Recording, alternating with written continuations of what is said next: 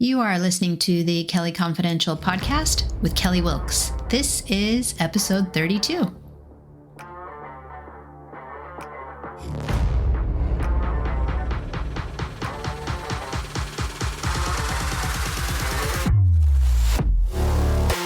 Welcome to the Kelly Confidential Show, where we talk negotiation essentials and those crucial conversations empowering extraordinary women. Real women, real issues. Let's jump in. Hey, welcome back, friends. Thanks for being here.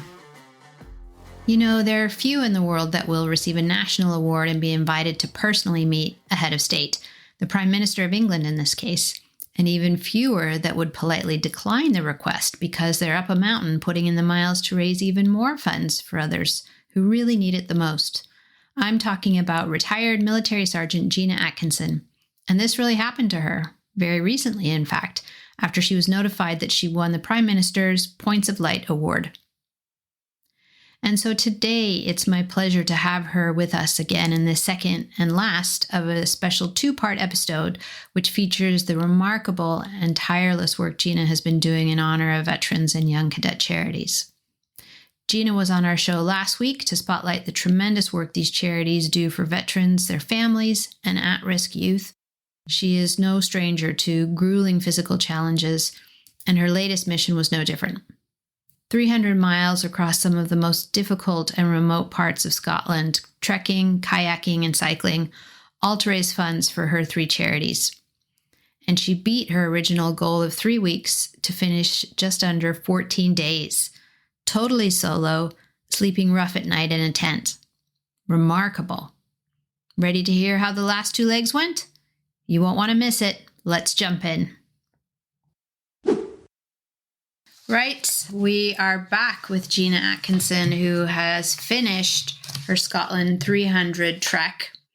And this is the concluding part of our special two-part episode. And welcome. I'm looking at a very rosy-cheeked Gina for those of you who are listening in. She's very sunburnt. Hi, the last day the sun came out in Scotland just to welcome me back to the finish line. So it's a bit of sunburn and a bit of windburn, I think. More windburn than sunburn. Well, you look very pink, but pink and happy. So that's good. You must be. How are you feeling? Yeah, I'm feeling. It's always a bit after you've done a challenge, a bit of the post-challenge blues, because you've just done something like amazing, and then you realise that that's over, and what do you do next? It's a bit of a lull, but yeah, I'm feeling okay. A lot of weird aches and pains which are happening in different parts of the body. It makes me laugh that you find that they're weird, like they've just happened for no reason. I mean, given that you've been on the move for 2.5 weeks, physical, stress, so much stress on your body.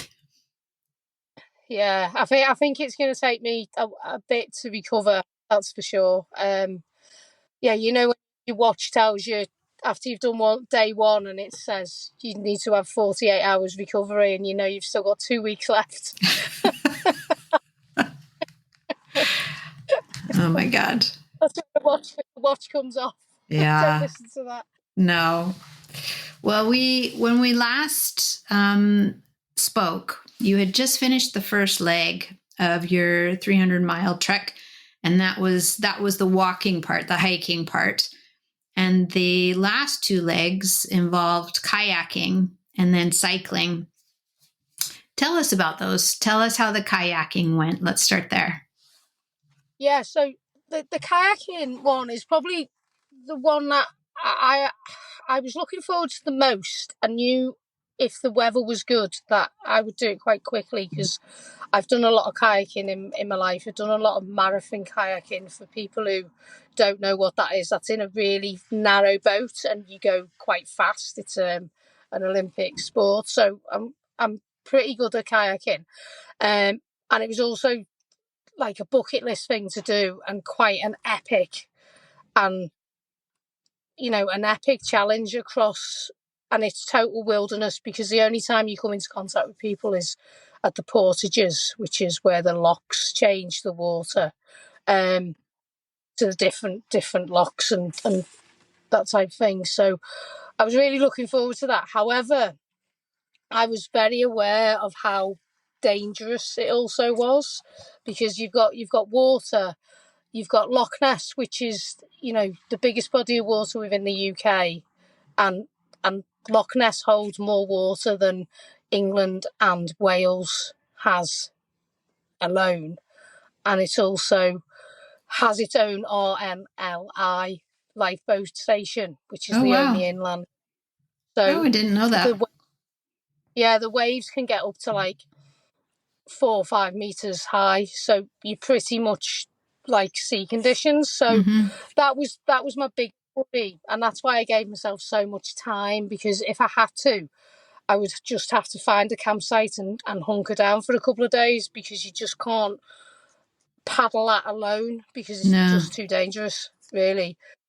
But luckily, I was really lucky. Loch Ness sort of let me go, and the winds dropped, and it was a perfect crossing, really. I couldn't have got better days, to Yeah. be honest. There was a bit, but the rain wasn't the contributing factor. It was obviously the wind, which was my Mm-hmm. main problem. Yeah. Yeah. I remember seeing your videos have been excellent, by the way. For those of us that have been following along with your YouTube updates, they've been so entertaining and interesting. But there was one, I think you were on the water paddling, and you could see the water in front of you, and it was just pouring. I think it was just like pouring. Yeah. And I don't think it lasted too long, because you had other parts of the video where it wasn't pouring. But I just thought, oh my God, that just sucks. That just Yeah. sucks. It was that was the day. It was torrential. Well, it was heavy torrential rain, and then it was, the cloud would move, and then it'd be clear, and then it was torrential. It was like massive rain clouds coming across, which Yeah. was like really heavy rain, and then no rain. It was a bit of a surreal day, that was, to be fair. But yeah, I had my helmet on, so it kept me dry. Yeah. Oh my gosh. And I also loved seeing, like, when you would stop, your surroundings. And I thought that little coffee shop was just delightful. The one that was called Necessary on the edge of Loch Ness. Do you remember that one in your video? Yeah. Where you walked past it and it looked like a little coffee shop called Necessary, spelled like Ness and Loch Ness. And then the very next part was you in a pub with a huge roaring fire. And I thought, oh, thank goodness she's found some heat somewhere. Did you stop in there and have your dinner there that night? So that was Dawes. And that was a lovely little, that was sort of on the edge of Loch Ness. So I stopped there. It was a beautiful beach with a woodland behind it. So I camped in the woodland that night. And it was quite surreal, going from feeling like you were on your own to being able to walk about, I think it was about 800 meters, and there was a pub with a roaring fire and fantastic food. Yeah. So, yeah. It's very fortuitous. Thank God. Yeah. Yeah. I bet you needed it. I think it's visited by a lot of people. Because I'd done 2 nights on Loch Ness on my own with nothing around me. So to see that, and then see there was a pub there, I was like, I'm definitely stopping here. Yeah. That's for sure. You have to, because I can't even imagine how cold it would have been every single day, and to be eating, because I imagine most of the food you took with you, you're eating cold, right? No, it was freeze dried, so I'd heat up the water, and then it'd be So it'd be freeze dried food, which That sounds had so that sounds yeah, so awful. I'm thinking, I mean, it's bad enough when you make homemade porridge, and it's not even homemade, but like ready-made porridge, where you rip the bag open and add the hot water. But is it yeah. good? What is it like? Is it any good? It's put at the side of Loch Ness when you've been paddling all day. I'm not sure whether it's good when you've been at home for a bit, but it's got all your nutrients and minerals and all that sort of things. Yeah. In so perfect for that. But yeah, And do it's you that's remember what you ordered at the pub when you did go in? yeah. I had a spicy bean burger, I think, Did and you? chips. Yeah, yeah. Yum. It was very nice. I recommend a visit to the Doors Inn indoors. That's for sure. Yeah. I'll put it on my list. It looked very, very inviting. And so how did the end of your kayaking go? You were quite fast on that. I remember commenting Yeah, that had moved quite quickly. yeah. So the average time for a canoe with two people on is 4 days, but because I was in a kayak, it's a lot faster the boat because it's thinner, and so I did that in about three and a half days. Yeah. So I did push it because I wanted Loch Ness over because it was the most worrying part for myself was Loch Mm-hmm. Ness. Mm-hmm. Got a respect to the water, so yeah, that was done and dusted, and that was a relief. I mean, it was a beautiful, beautiful experience and crossing, and I would probably do it again, but with a group of people to enjoy it that way, and not be worried all the time about falling in and having self rescue Mm-hmm. and all that, having self rescue, then having to try and warm myself up, and it was the logistics of what could have gone wrong was quite high Mm-hmm. risk. Yeah. Gosh, that would be, I mean, out in the middle of nowhere and having no shelter and all of your kit is with you. You definitely don't want to fall in. My God. No. And so you finished that up, and then where did you stop for the night when you were collecting your bike? So the I said the cadets up there, they've been great for the support, as in they've kept my kit and they've dropped it off when I've sort of told them. So I told them the night before that I'd be in for about 12, and then John came and met me. We put the kayak in it and in his truck, swapped the kit over because I'd left all my kayak kit there, picked up Mm-hmm. my cycling kit, and pretty much because I had nowhere booked. I didn't want to, break the cycle of being in a tent. Um, Because myself some luck. you wouldn't want to go back to it if you suddenly No, slept where somewhere else. You'd be like, I'm not yeah, getting in that tent again. yeah, exactly. So I pretty much headed straight off and just got to sort of the top of the mountains to the left or the right, depending on how you're looking at it. To the right because I was heading towards Fort William, and just hunkered down up there for the night. And it was, I think that was one of the coldest nights. If no, the second night, but yeah, they were all pretty much cold. What, one day I finished a bit early and it was sunny, and I got my tent out and went to sleep for about 3 hours because when I was sleeping of a night, it was tended to be cramped up, freezing, cold, waking up quite early because you're cold, so you can't sleep. So it was nice to have a sleep in a warm tent as opposed to a tent with Yeah. sides of it. So yeah, that was a good day. Oh, Getting a couple of hours sleep. Yeah. what do you inside your tent? What do you sleep on? Do you have any sort of like a mat, like a yoga mattress, or what do you Yeah, carry? What do you it, sleep it, on? it's a small, but technology's come on leaps and bounds in the last few years. So it's a really small, um, a really small blow up mat. Mm-hmm. That's, and I know, no, it's about the size of a can, It goes Really? through, and then it blows up to the your size, and is about a centimetre thick, but that's enough to get you off the ground. It's silver on one side, so it reflects the heat. And then that's warm enough and comfortable enough to sleep for the night, really. Wow. And Yeah. did you say it self-inflates or do you have to blow it up? No, you have to blow it up. Yeah, there Do is you really? Oh self-inflation. my God. After all of that, after all of what you've done, you then have to blow up your own Yeah, bloody mattress. sit there blowing up bed. Oh Yeah, my yeah, God. Every night. Oh my yeah, God. I'd be so over this tenting. yeah. I am. I.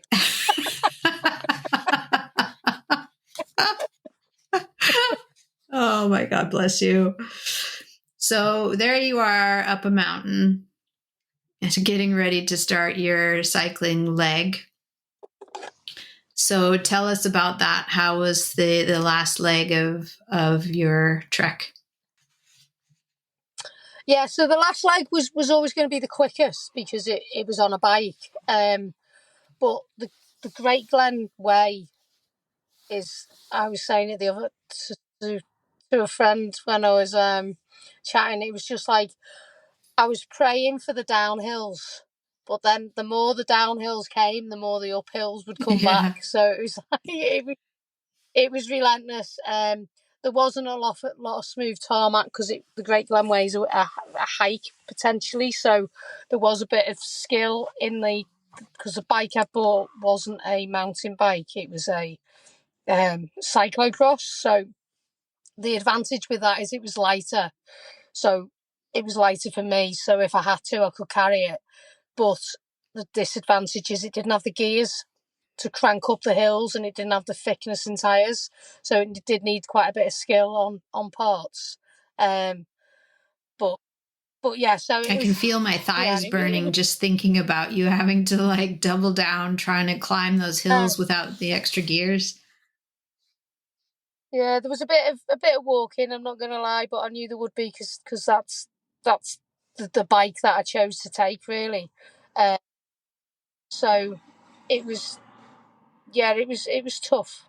It was a tough stage. I think. I mean, the whole thing was, but I think the cycling until I got to the flats was sometimes the hardest bits, and it was so cold of an evening as well.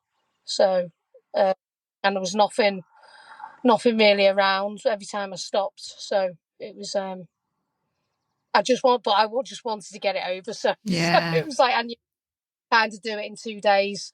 Um, Most people do it in 2 days. I did it in because I started at the end of the kayak. I kind of say 2.5 days, but potentially it was 2 days really because I finished midday-ish on the last day. So well, about 2 o'clock. So mm-hmm. yeah, yeah, And how yeah. long duration wise did the whole thing take? Was it 2 weeks, 2.5 weeks? It's faster than what you were It was planning. yeah, it was 13 days. I knew if I got the weather on the locks paddling that I could do it. It was achievable in 2 weeks. However, I gave myself um, three 3 to 4 weeks to do it in because the Scottish weather's just so unpredictable, and you don't know whether you pick up any niggles or injuries along the way. I was Mm-hmm. just that this time everything really went to plan. Mm-hmm. Um, in the fact the weather's going to be horrendous because it's April in Scotland, so you just pray that you get through it. Really, I guess. Yeah. Uh, Well, I think you've just done that's incredible time for all of the physical challenges that you were enduring and mastering. And I'm trying to think of people I know that like to camp. And I think even people that like to camp and that's it. I don't know that they would camp in the rough for 2 weeks, never mind all of the physical activity they have to do during the day. So it's an incredible feat. yeah. You should be really proud of yourself. it was an added sort of extra. I could have got campsites on the Great, doing the Great Glen, but I could have got campsites along the way elsewhere. But it just, I wanted to I wanted to add to it so people, I could maybe make some more money for the charities, and also highlight the fact of loneliness and mental health, and make it more of a challenge if it wasn't hard enough, even if I just done them, sites or hotels. So it still would have been hard. Yeah. And thinking about the isolation aspect of it, and also just the grueling nature of it, it requires that you draw on those reserves that you have, and physical reserves, but also mental health reserves.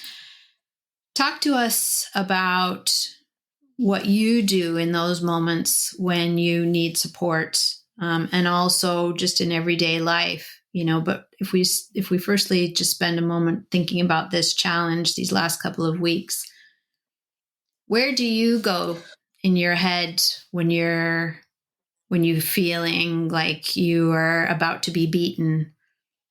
What do your reserves look like, and where do you kind of visit to bring yourself across that hurdle?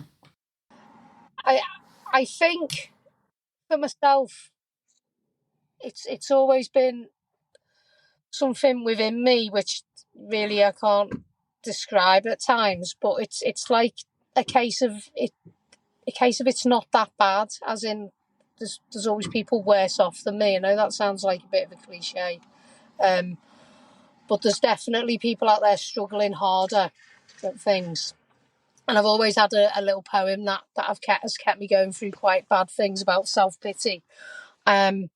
Which when I do have self-pity, which everybody does because we're humans, you have to have a word with yourself and put yourself back on that track. But something that was interesting, which did help me a bit, which I have the honour of being a judge on the Soldier and Honour Awards, which is an award I won a couple of years ago, and the deadline for the judging was today, and which is Sunday, and I didn't think that I would have finished it. So throughout the 2 weeks, I've been having to also judge these incredible nominations for the Soldier and Honour Awards. And if anything, overnight I've been sat in a tent with the rain pouring down in the middle of nowhere, reading these nominations. Have you really? They've, among all the other stuff you've been doing, you're like trying to read nominations.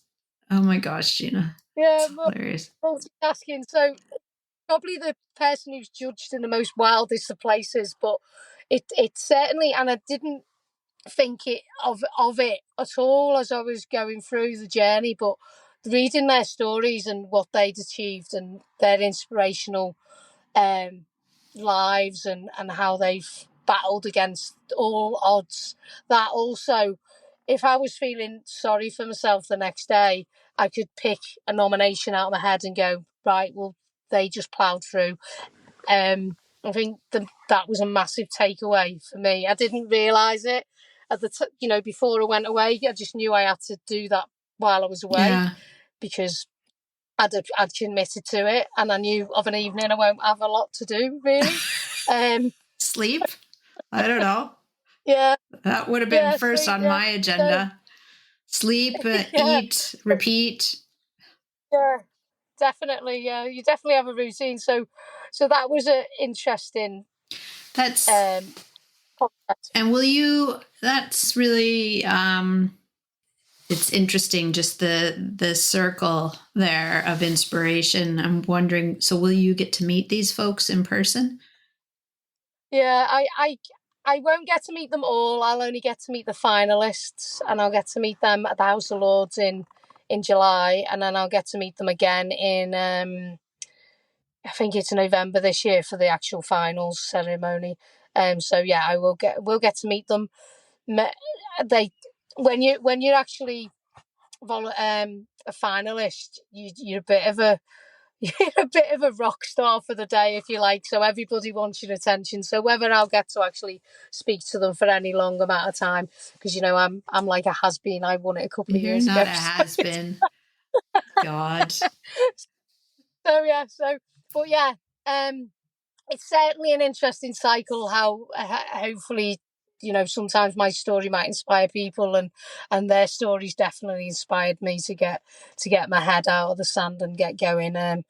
But the other thing with it is definitely, I've talked about it a couple of times. It's definitely, you've got to have the discipline, and then the motivation will come. It's definitely the discipline that gets you out of the morning when it's raining, as opposed to the motivation.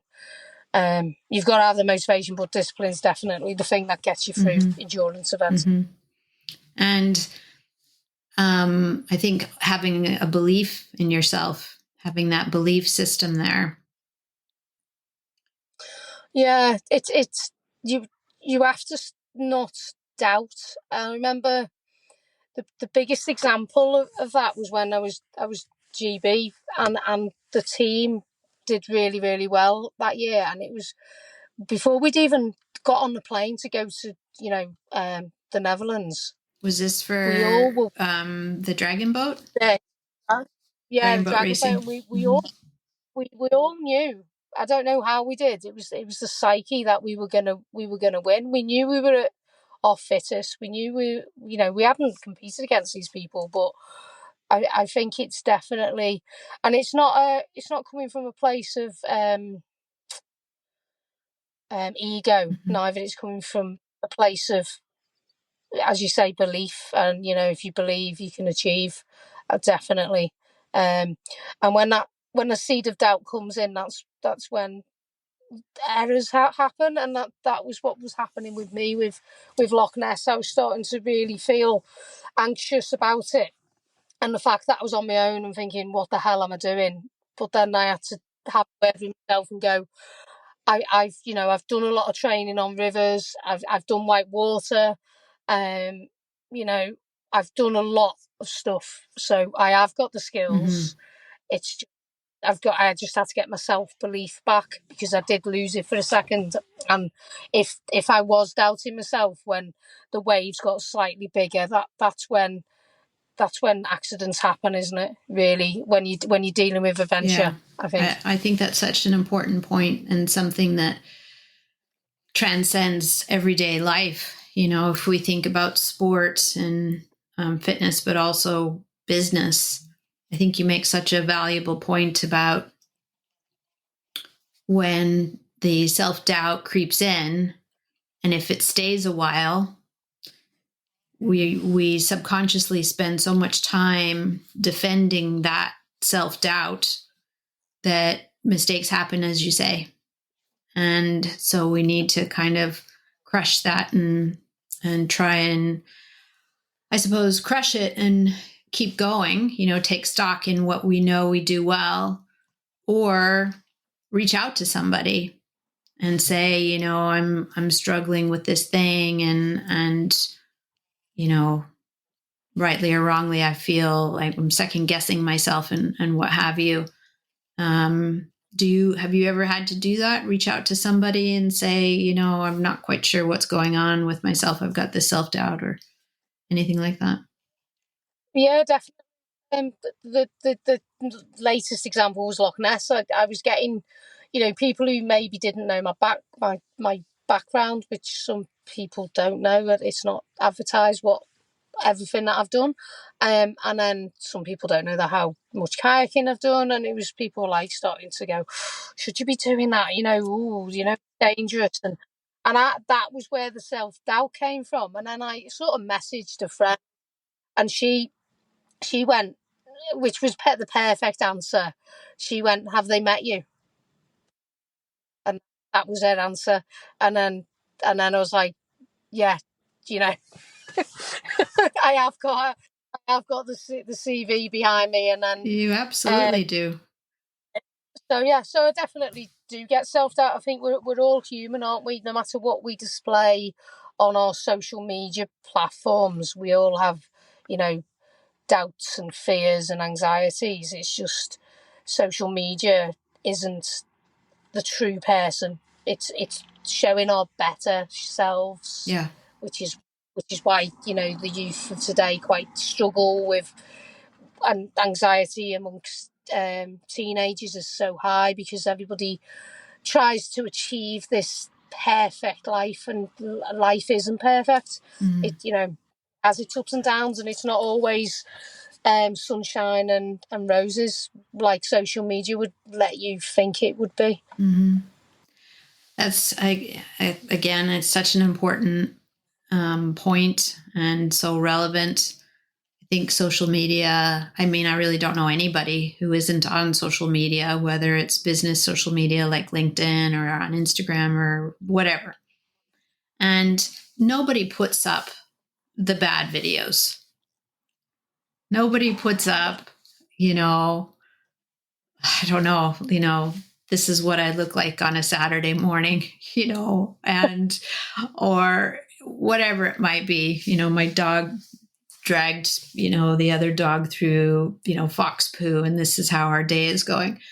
Nobody puts that stuff up when it looks terrible, or when they're on a road trip with their family members and it all goes pear-shaped. So I think, people have to take stock in the fact that we are looking at one single dimension of everybody's lives, and it's always going to be the most pristine. And to not compare, to try hard not to compare, or to just take it on the chin and use it for a different purpose, whether it's there for your business or it's there to give you a little bit of entertainment, if you like watching the cute dog videos or whatever it might be. But it can be a really slippery slope. And I think I really appreciate you making those comments just then, especially for people that have children, who are easily influenced.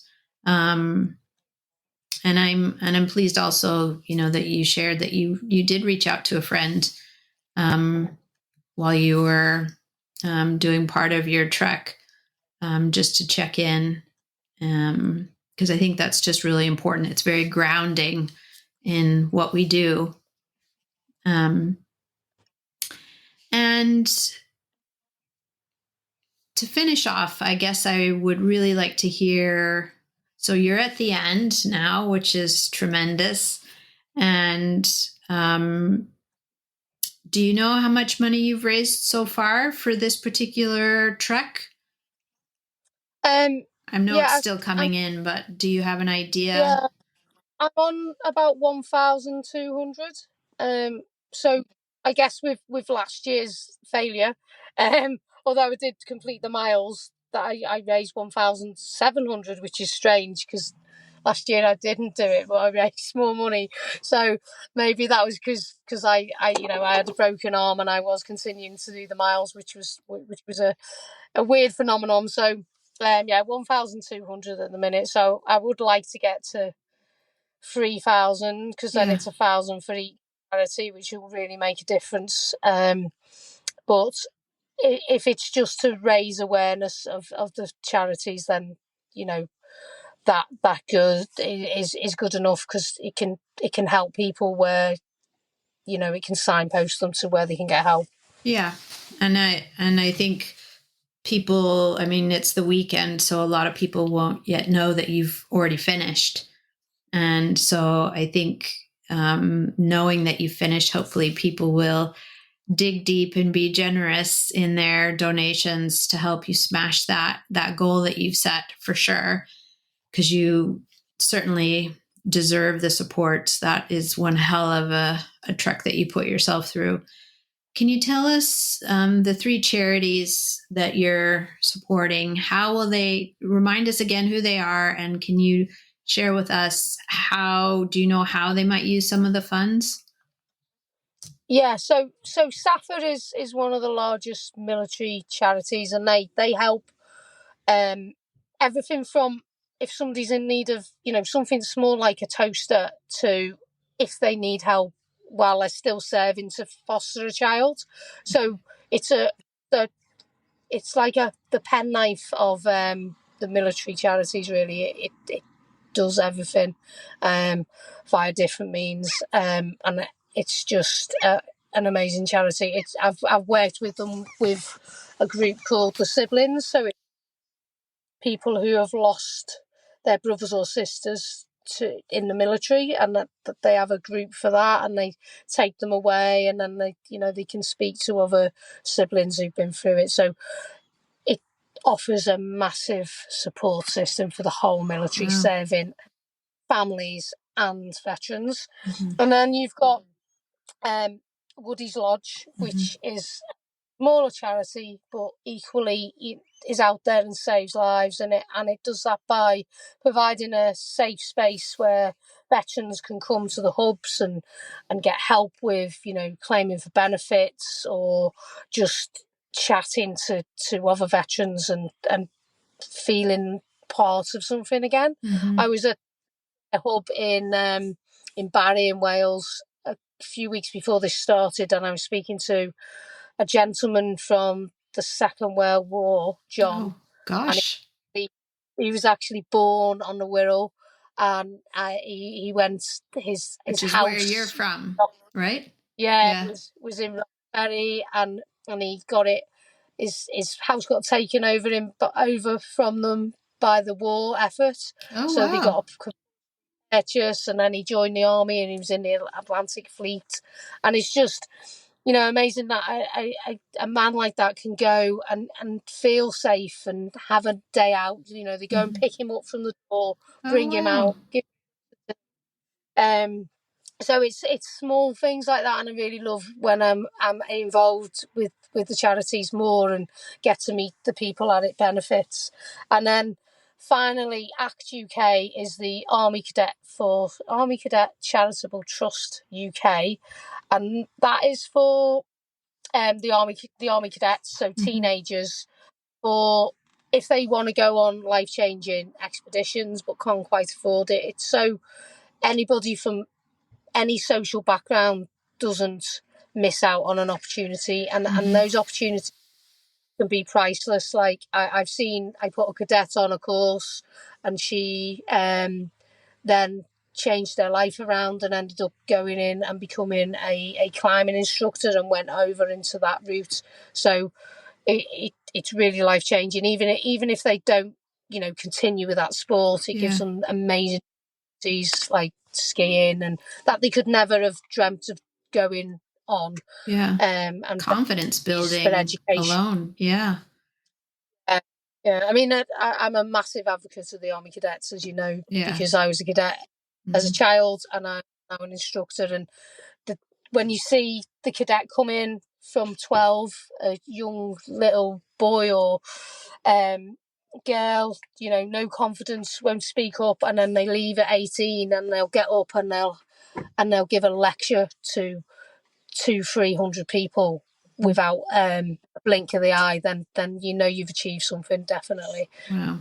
It's definitely an amazing organisation, like a lot of other youth organisations out there. Yeah, but also a stand apart. It sounds like sounds like an incredible organization. And so you've finished your trek, and I'm going to include the links again in the show notes, which includes the link to your fundraising page. We really want people to dig deep, and even if it's £10 or $10, it takes any currency. And so for all of those out there listening, really appreciate it if you would support Gina in trying to smash her 3,000 goal.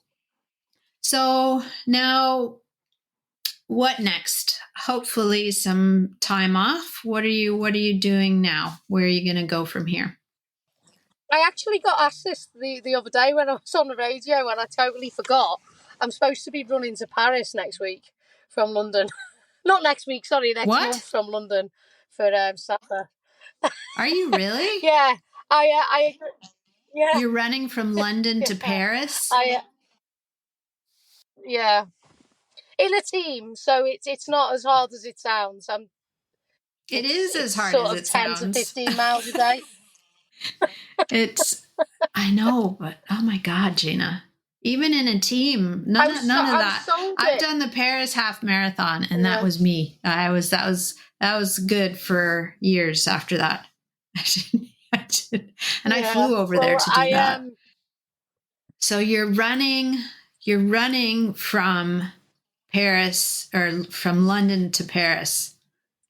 So, and this is in May? Yeah, in a team. In a team. Yeah, the end of May. Yeah. And that's for SAFA? Raising funds for SAFA? Yeah. Oh my God. How long will that take you? SAFA, so. Yeah, it's 4 days. Really?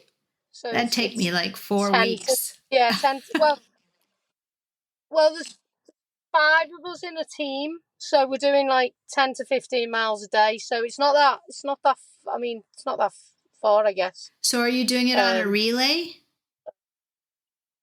Yeah. Ah, okay. Yeah. So that we're makes only sense. doing. Yeah. So it's only. That's what I mean. It's only 10, 15 miles a day. So relaying it. Yeah. Wow. So yeah, that'll be interesting. It'd be nice not to have to think about all the logistics, and it's just there. You've got a car per team, so when you're not running, you're driving to the next point. Yeah. That sounds great. That sounds really good. Yeah. And how many of you are in the team? It's 5 or 6. Mm-hmm. Yeah, so it's yeah. I mean, I am a little bit worried because I haven't had the chance to do I was running before I went on the challenge, but obviously my fitness is different to what is required for running. So after a few days, I'll have to start going for a gentle jog, unfortunately. My God. And are you going to, so before we were chatting, you were saying you're going to take a little bit of time and do some sightseeing? Yeah, so I've got, I'm going to go up and I'm dropping all my kit at the TA because my van is cramped, and then I'm going to go and do the North Coast. Send it. Gina showed me in a picture inside her van just before we started the recording, and if you could see, if you could see all of the stuff behind her, it's extraordinary. You should take a picture, and I'll add it to the post. There's a lot of kit in there. Yeah, unfortunately, each discipline needs a lot. I mean, there's more kit than that because my kayak kit is not with me, but yeah. Wow. So I interrupted you though. You were saying you're going to do the Great North. What is it called? Yeah, the North Coast 500, North which Coast is 500. well, it's been something I've always wanted to do. I'm not obviously running it. I'm just going up there to visit the castles and see the beaches and hopefully see some dolphins and just and the weather hopefully will be nice. Yeah. And you'll be able to sleep in the comfort of your van? Are you going to sleep in your van? Yeah. Yeah. So I'm really pushing the boat out. I'm doing 2 nights in the van and 1 night in a hotel. Oh, nice. So it's both like that. So over 9 days. So it's free hotels, which is good because I booked it well in advance. So that I got the hotels quite cheap, really. Yeah. That sounds terrific. Yeah, and I'm also treating myself to electric because I'm going to campsites, not sleeping on the side of the road. Yes, well, yeah, I should hope so. Wake up to some heat and some cooking and nice coffee, and that sounds glorious. That tour, I've heard of that tour. It's supposed to be really beautiful. Yeah, I've been to a couple of the beaches at the start of it, but I've not obviously done the whole up to John O'Groats and round that way. So, yeah, it'll be a nice relax. Just in time for your London to Paris run. Yeah. Yeah. Yeah. I finish it on like the 11th. Well, I'll go to Edinburgh for a couple of nights and then down on the 11th. And then I've got a talk to the British Army on the 14th. And then it's like the week after us, I think. So, Yeah. yeah. Oh my gosh. Well, Busy. it May. sounds busy. It makes me tired Yeah, thinking about it. Nothing planned really after that. So, I've just, May's just a bit hectic, and then June, July, August, September's pretty clear. So that's good. I think you're going to need that. Yeah, definitely. Well, thank you so much for giving us so much of your time on these 2 episodes, and I think huge thanks for all of the efforts that you've put into this trek and all of your fundraising, which you do tirelessly. It's just so important, and I think you can sense how deeply you care about these charities and these organizations. Again, for the listeners, all of that information is in the show notes. And we just want to say thank you again to Gina Atkinson, everybody. Thanks for joining the show. Until next time.